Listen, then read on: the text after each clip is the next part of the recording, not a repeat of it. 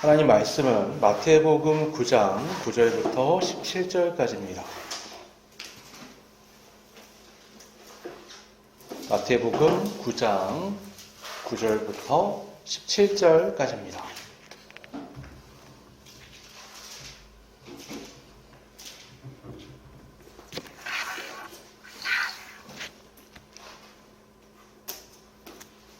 공독하겠습니다. 예수께서 그곳을 떠나 지나가시다가 마태라는 사람이 세관에 앉아있는 곳을 보시고 이르시되 나를 따르라 하시니 일어나 따르니라. 예수께서 마태의 집에서 앉아 음식을 잡수실 때에 많은 세리와 죄인들이 와서 예수와 그의 제자들과 함께 앉았더니 바리새인들이 보고 그의 제자들에게 이르되 어찌하여 너희 선생은 세리와 죄인들과 함께 잡수시느냐? 예수께서 들으시고 이르시되 건강한 자에게는 의사가 쓸데없고 병든 자에게라야 쓸데있느니라. 너희는 가서 내가 긍휼을 원하고 제사를 원하지 아니하노라 하신 뜻이 무엇인지 배우라. 나는 의인을 부르러 온 것이 아니요 죄인을 부르러 왔노라 하시니라.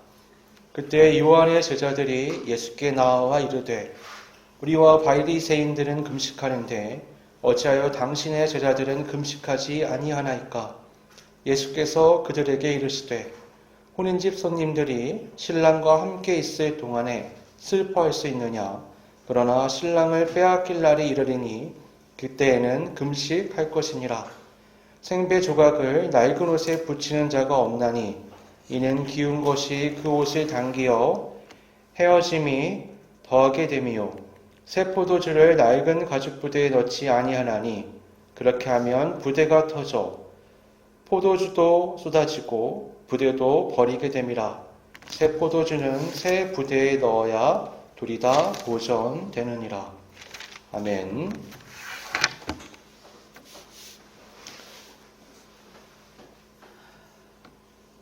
계속해서 예수님의 권위가 어떻게 나타났는가에 대한 걸 우리가 살펴보고 있습니다.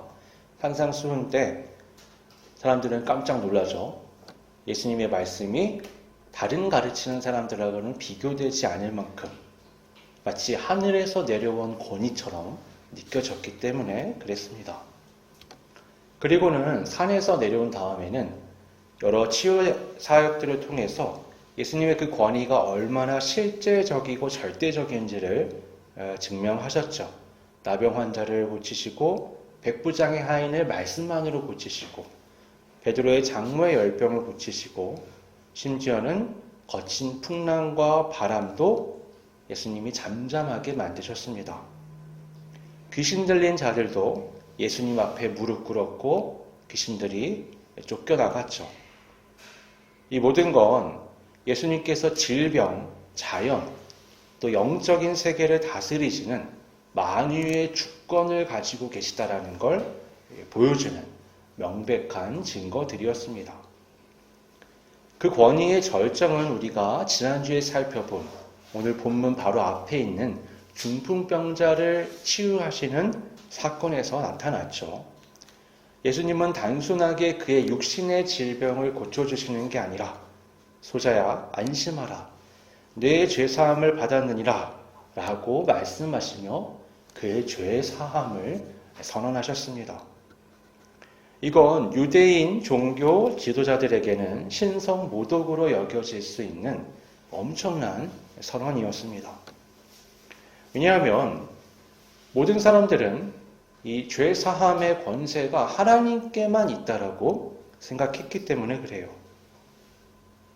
예수님은 자신에게 그 죄사함의 하나님의 권세가 있다는 걸 알리시기 위해서 그 중풍병자에게 이렇게 말씀하셨을 뿐만 아니라 그를 일어나 걷게 하심으로 그 권위를 증명해내셨죠.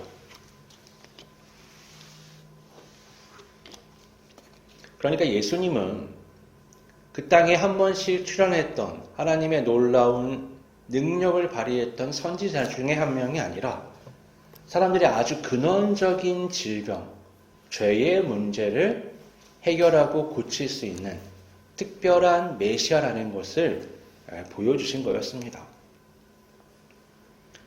이렇게 놀라운 우주적인 권위의 말씀과 역사들이 기록되어 있는 와중에 오늘 본문에 지극히 개인적인 이야기가 탁 들어가 있어요. 바로 마태가 자신의 이야기를 여기다가 슬쩍 끼워 넣은 겁니다. 이 마태복음의 저자는 기자죠. 기자는 마태로 알려져 있습니다. 사도 마태입니다. 그의 원래 직업은 세리였고요. 본문에서 언급하는 것처럼 이 시대의 세리는 죄인들과 한묶음으로 취급을 받는 존재였습니다. 세리가 뭘 하는 사람들이냐? 이 같은 동족을 압제하는 그 로마 제국에 빌붙어서 이 사람들의 세금을 걷고 또 때로는 더 많이 걷어서 자기의 입속을 챙기는, 그러니까 어떻게 보면 탐욕스러운 죄인으로 사람들에게 낙인 찍힌 존재가 바로 세리였어요. 마태는 뭘 했느냐? 이 세관 출입구에 앉아서 사람들이 동전을 내는 걸 받는 일을 하는 거예요. 맨날 그걸 하는 거죠. 그 문의 앞에서. 사람들이 여러분 생각해 보세요. 즐거운 마음으로 돈을 주고 갔을까요? 경멸의 눈으로 째려보면서 또는 욕을 하면서 들릴 듯 말 듯 얘기하면서 넣고 갔겠죠. 그러니까 직업 만족도가 절대 높을 수가 없는 게 이 세리입니다.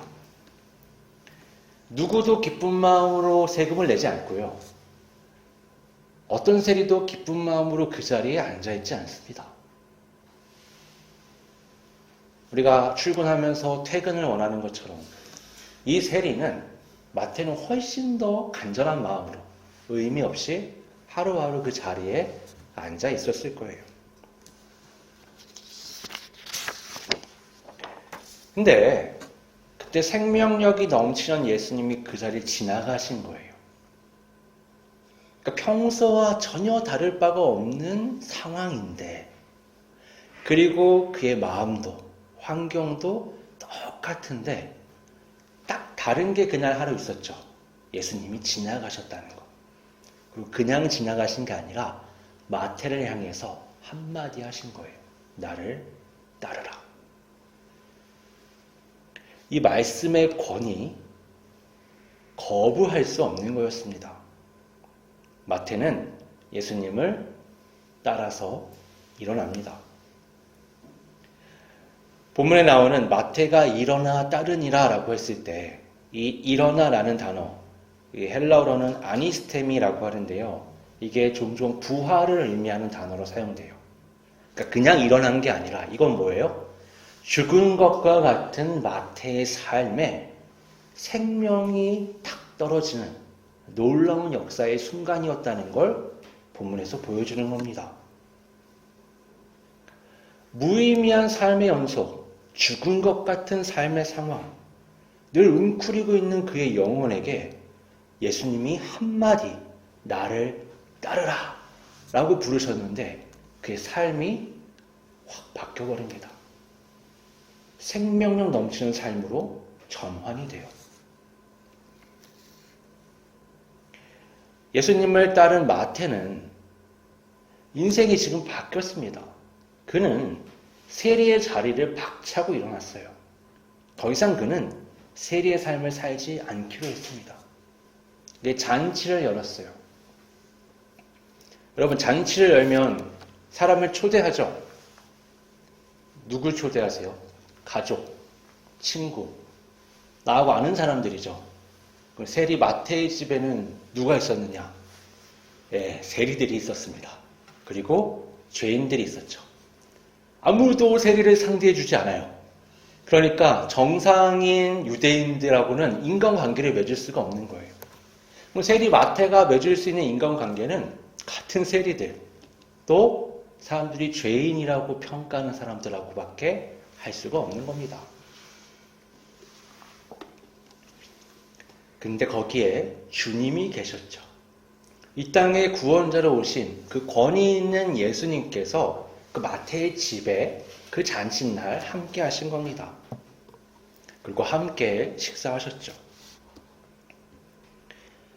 이건 바리새인들이 보기에는요, 너무 충격적인 상황이에요. 이해할 수 없는 거거든요. 왜냐하면 율법은 부정한 것과의 접촉을 금지시킵니다. 죄는 마치 전염병과 같아서 함께하는 것만으로도 더러워진다고 생각했어요. 그래서 율법 교사들, 율법을 가리키는 사람들은 제자들에게 절대 죄인들과 접촉하지 말라라고 명령했습니다. 그 중에 하나가 뭐냐? 그들과 식사하지 않는 거예요. 그들의 집에 들어가지 않는 겁니다. 이거 마치 깨끗한 흰옷을 입은 사람이 진흙탕을 조심해서 피해가는 것과 같은 거예요. 그래서 바리새인들은 예수님의 제자들에게 날카로운 생각을 가지고 질문합니다. 어찌하여 너희 선생은 세리와 죄인들과 함께 잡수시느냐? 도대체 이게 뭐냐? 그들의 질문에는 비난과 정죄가 가득했습니다. 아니 어떻게 거룩하신 하나님의 사람이라고 자처하는 사람이 어떻게 저렇게 부정한 죄인들하고 어울릴 수 있는가? 이런 의미예요. 예수님이 그 말을 들으셨어요. 그리고는 이렇게 대답하십니다. 건강한 자에게는 의사가 쓸데없고 병든 자에게라야 쓸데있느니라.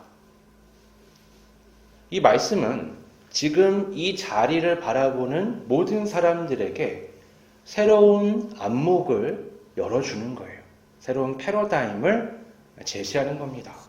만약에 치명적인 전염병이 창궐한 도시에 들어간다고 한번 생각을 해보죠. 일반 사람이면 어떻게든 사람들과의 접촉을 피하려고 할 거예요. 그쵸? 언제 내가 전염될지 모르니까. 그런데 만약에 백신을 개발했고 또 백신을 이미 맞은 의사가 그 도시에 들어갔다고 생각을 해보죠. 이 사람은 반대일 거예요. 확성기를 들고 사람들을 부르며 아픈 사람들을 찾아다닐 겁니다. 왜냐하면 이 사람의 목적은 자신의 정결이 아니라 병든 사람들을 치료시키고 회복시키는 것이기 때문에 그래요.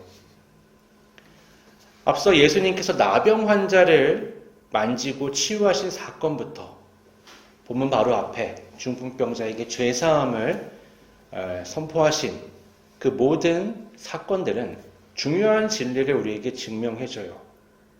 바로 그 죄의 부정함과 악영향이 예수님께 전가돼서 예수님을 더럽게 만드는 게 아니라 오히려 예수님의 그 거룩하심과 생명력이 죄의 영향 아래에서 신음하고 있는 사람들을 회복시키고 정결하게 만든다는 사실입니다. 예수님은 죄에 오염되는 분이 아니라 죄를 정복하고 죄인을 구원하는 분이에요. 예수님 자체가 이 죄에 물든 우주의 치료제이시기 때문에 그렇습니다. 그래서 예수님은 이어서 이렇게 말씀하세요. 너희는 가서 내가 긍휼을 원하고 제사를 원하지 아니하노라 하신 뜻이 무엇인지 배우라. 나는 의인을 부르러 온 것이 아니요 죄인을 부르러 왔노라 하시니라. 예수님은 의인이 아니라 죄인을 부르러 왔다라고 명확하게 말씀하십니다. 그 부름에 오늘 본문에 응답한 게 바로 마태였던 거예요. 이어서 요한의 제자들이 와서 또 질문합니다. 우리와 바리새인들은 금식하는데 어찌하여 당신의 제자들은 금식하지 아니하나이까? 당시에 이 금식이라는 건 우리가 생각하는 그런 금식 기도가 아니고요. 이건 이스라엘 역사가 워낙에 고난이 많았잖아요. 슬픔이 있고 그런 국가적 고난, 나라가 망하고 전쟁통에 휩쓸리고 성전이 파괴되었던 그 모든 것들을 애통하며 기억하는 게 바로 이 금식이었어요. 그러니까 아주 중요한 신앙적 행위였다라고 말할 수 있습니다. 그러니까 요한의 제자들은 우리와 바리새인들 다 이거 하고 있습니다. 아니 예수님의 제자들은 왜 이거 안 합니까? 그것이 우리에게 얼마나 큰 일입니까? 왜 동참하지 않습니까? 왜 이걸 가르치지 않습니까? 이렇게 따져 묻는 거예요. 이 예수님이 세 가지 비유 말씀을 하시죠. 첫 번째는 뭐예요? 혼인집과 장례식을, 결혼식과 장례식을 비유로 섞어서 말씀하시는 거예요. 아니, 결혼식을 하면 어떻게 슬퍼하냐, 누가. 결혼식은 기뻐해야 되는 거지. 그러니까 상황에 맞는 행동이라는 게 있는 거야. 라는 얘기를 하시는 거죠. 근데 또 뭐라고 말씀하세요? 그러나 신랑을 빼앗길 날에 이르리니 그때에는 금식할 것이니라. 그러니까 이건 예수님이 지금 그들과 함께 계시기 때문에 기뻐할 때라는 걸 말씀하시고요. 또 이후에 예수님의 십자가에 못 박히심을 얘기하며 또 그날이 되면 슬퍼할 때, 금식할 때가 온다라고 말씀하시는 겁니다. 그러니까 예수님은 지금은 금식할 때가 아니야 라는 말씀을 하시는 거예요. 두 번째 비유는 생배 조각을 낡은 옷에 붙이는 자가 없나니 이는 기운 것이 그 옷을 당기어 헤어짐이 더하게 되미요 라고 말씀합니다. 그러니까 새 천 조각을 낡은 옷에 대고 꿰매지 않는다는 거예요. 그럼 어떻게 될까요? 몇 번 빨다 보면 이 신축성이 다르기 때문에 결국에 옷이 더 헤어진다는 거예요. 세 번째는 어때요? 새 포도주를 낡은 부대에 넣지 않는다. 그렇게 되면 부대가 터지고, 그러면 부대도 버리고 포도주도 버려야 돼. 새 포도주는 새 부대에 넣어야 둘 다 보존된다. 이렇게 말씀을 하십니다. 이 세 가지 비유는 다 같은 메시지를 가져오는 거예요. 예수 그리스도께서 계시는 지금의 이 시대는 과거의 상처, 아픔, 성전의 파괴 같은 걸 끌어안고 금식하기에는 너무 기쁜 시대라는 거예요. 예수님이 함께 하신 이 구원의 때, 병든 자가 치유되고 귀신이 쫓겨나고 풍랑이 잠잠해지고 인생이 마트처럼 뒤집어지는 이 놀라운 역사의 자리 가운데 잔치를 열어야지, 기뻐해야지, 감사해야지, 감격해야지. 이 금식은 어울리지 않는 거야 라는 말씀을 하시는 겁니다. 금식은 그 행위 자체가 잘못된 게 아니에요. 그러나 예수님이 이 자리에 지금 구원자로 함께 하시는 상황에서의 금식이라는 건 이제 어울리지 않는다는 겁니다. 그러니까 예수님이 여는 새 시대에는 금식이 어울리는 게 아니에요. 예수님이 오시기 전 시대에는 그게 어울리는 거였죠. 예수님이 여는 새 시대는 구원이 열린 시대이기 때문에 더 이상 슬퍼할 이유가 없다는 겁니다. 그러니까 그들의 관점에서 보면 어땠느냐? 예수님이 오시기 전에는 깜깜한 밤이라 어둡잖아요. 초에 불을 붙이고 있을 수밖에 없어요. 근데 아침이 밝아오면 어떻죠? 촛불을 끄고 커튼을 쳐야죠. 그래야 훨씬 더 밝은 햇빛이 집 안으로 들어올 수 있습니다. 예수님은 지금 밤이 끝났다는 거예요. 그래, 슬픔의 과거가 있지. 성전 파괴의 아픔이 있지. 너희들의 역사의 그 굴곡을 내가 잘 알고 있지. 하나님께서 이제 드디어 구원의 때를 여셨다. 그러니 이제는 슬퍼하지 마라. 이제는 고민하지 말고 그리스도 예수 안에서 기쁨을 만끽하라는 겁니다. 예수님의 권위는 죄인을 심판하고 의인에게 상을 주시는 우리가 생각하는 그런 일반적인 세상의 권위와는 근본적으로 다릅니다. 예수님의 권위는 죄인을 일으켜 세워서 더 이상 죽음의 그늘에 있지 않게 하는 생명의 빛 가운데로 이끌어주시고 살아가게 하시는 능력이에요. 예수님이 그걸 위해서 이 땅에 오셨습니다. 세리 마태는 그 생명력 넘치는 예수님을 만났고 그 권위로 인한 초청을 받았습니다. 나를 따르라. 여러분 재밌지 않아요? 너는 여태까지 이렇게 살았으니 이제부터는 나를 따르면 이러한 일이 있을 것이야. 그리고 예수님 믿는 사람은 한 명도 없습니다. 그래서 우리가 불안하잖아요. 그렇죠? 이거 제가 제대로 믿고 있는 게 맞는가? 내가 제대로 나아가고 있는 게 맞는가? 주님이 인도에 가신다고 하는데 왜 자꾸 사건, 사고가 멈추지 않는가? 상황들은 왜 이러는가? 예수님이 십자가를 지러 가셨을 때 제자들은 얼마나 혼란스러웠을까요? 생각해보면 그렇습니다. 근데 예수님은요, 우리가 납득하고 이해하고 인정할 만한 식으로 표현하지 않으세요. 왜냐하면 그분은 권위가 있기 때문에, 그분은 권위자이기 때문에 긴 말을 할 이유가 없습니다. 왕이 신하에게 야, 내가 생각해보니까 이래서 저래서 이렇기 때문에 이런 상황들이 있으니까 너는 가서 이러한 것들을 어떻게 잘해가지고 얘기해가지고 앞으로 이 일들이 이렇게 이루어질 수 있도록 해봐야 된다 이렇게 얘기 안 하잖아요. 왕은 한마디 해요. 자, 내가 주는 거 갖다 주고 와. 권위라는 건 그런 겁니다. 예수님의 권위는 그런 거예요. 나를 따르라. 그 권위가 얼마나 큰지, 얼마나 절대적인지 마태는 예수님을 따랐고 인생이 바뀌었습니다. 세리가 사도가 되다니요. 꿈꿀 수 없는 일입니다. 그가 성경을 기록했고요. 그가 기록한 성경이 신약 성경의 첫 번째 책이 되었습니다. 이 얼마나 놀라운 인생의 변화예요.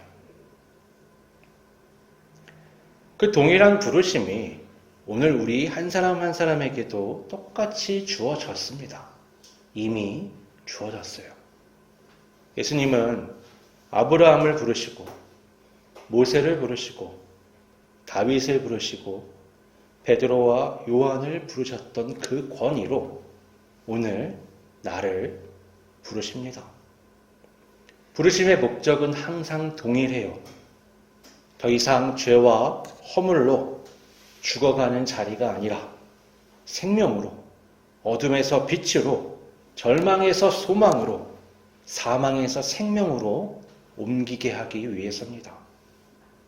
여러분, 세상은 이 부르심의 가치를 이해하지 못해요. 하나님의 백성이라 자부하는 유대인들도 그거 잘 못 보잖아요. 여자가 낳은 자 중에 가장 큰 자라고 부르던 세례 요한의 제자들도 이해할 수가 없는 겁니다. 죄인이었던 마태가 모든 것을 버리고 예수님을 따르는 걸 어리석은 선택처럼 볼 수도 있어요. 낡은 옷과 낡은 가죽 부자와 같은 세상의 관점으로는 그 예수님이 가져오신 생명의 가치를 제대로 담을 수 없고 이해할 수가 없습니다. 그러나 믿음으로 그 부르심에 반응하는 모든 사람은 예수님을 따르는 이 삶을 통해서 참된 생명을 경험하게 됩니다. 믿음만이 이 새 시대에 그 부르심을 담을 수 있는 유일한 그릇이 될 수 있어요. 여러분, 중요한 건 납니다. 부르심 앞에 일어나야 돼요. 내가 앉아있던 죄의 자리, 절망의 자리, 무기력의 자리, 세상의 가치관의 자리에서 박차고 일어나야 합니다. 그리고 주님의 뒤를 따라야 돼요. 마치 아브라함이 하나님의 부르심에 순종해서 본토 친척 아비집을 떠나 약속의 땅을 향했던 것처럼 이스라엘 백성이 애굽의 노예 생활을 청산하고 일어나서 광야를 지나 젖과 꿀이 흐르는 가나안 땅을 향해 나아갔던 것처럼 말입니다. 그들의 여정은 세상적인 관점에서 보면 보장되지 않는 불확실하고 위험해 보이는 거예요. 하나님의 말씀을 따른다는 건 곧 생명으로 향한다는 것을 믿지 않으면 그 길을 걸을 수가 없습니다. 그럼 우리가 얼마나 미래에 대한 보장을 받고 싶어 해요. 얼마나 많은 걸 준비합니까? 근데 여러분, 그거 하나도 보장되지 않아요. 왜 삶의 주권을 하나님께 드린다면서 그렇게 많은 것들을 내가 쥐고 계획하고 어떻게든 해보려고 합니까? 왜 자신의 인생을 자기 마음대로 실패자다, 안 좋다, 어렵다, 또는 반대로 나는 대단하다, 성공했다, 훌륭하다, 그렇게 평가합니까? 삶의 평가는 하나님만 하실 수 있습니다.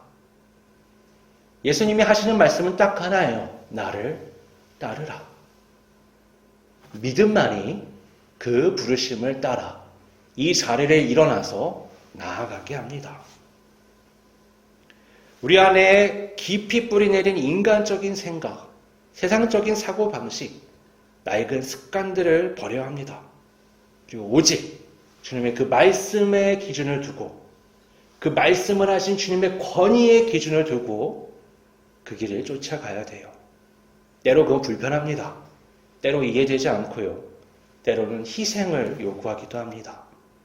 그러나 그 길 끝에 참된 생명, 풍성한 열매가 예비되었다는 걸 믿음으로 나아가는 겁니다.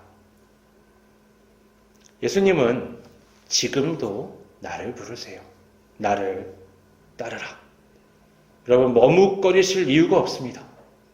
마태처럼 즉시 일어나서 주님을 따라 죄와 사망의 권세가 아니라 하나님이 우리를 위해서, 우리 한 사람 한 사람을 위해 예비하신 생명의 여정을 힘차게 걸어가는 우리 모두가 되기를 바랍니다. 거룩하신 아버지 하나님, 나를 따르라 라는 그 주님의 말씀 앞에서 머뭇거릴 이유가 없음을 다시 한번 확인했습니다. 바로 나 같은 죄인을 내가 서 있는 그 죽음의 자리가 아니라 넘치는 생명의 자리로 이끄시기 위해 이곳에 오셔서 나를 찾아오셨고 나를 따르라고 말씀하신 주님, 용기를 가지고 믿음을 가지고 이제 일어나 주님의 뒤를 따라갑니다. 우리 앞에 펼쳐져 있는 수많은 환난과 어려움이 있더라도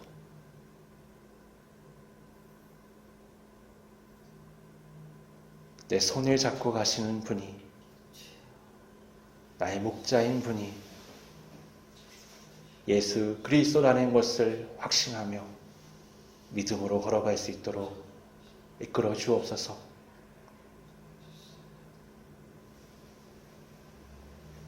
우리의 삶이, 우리의 가정이, 우리의 교회가 주님의 그 부르심을 따라 믿음으로 걸어가며 걸음걸음 하나님이 계획하신 놀라운 생명의 꽃을, 생명의 열매를 피워나갈 수 있도록 이끌어 주시옵소서. 거룩하신 예수님의 이름으로 기도드립니다. 아멘.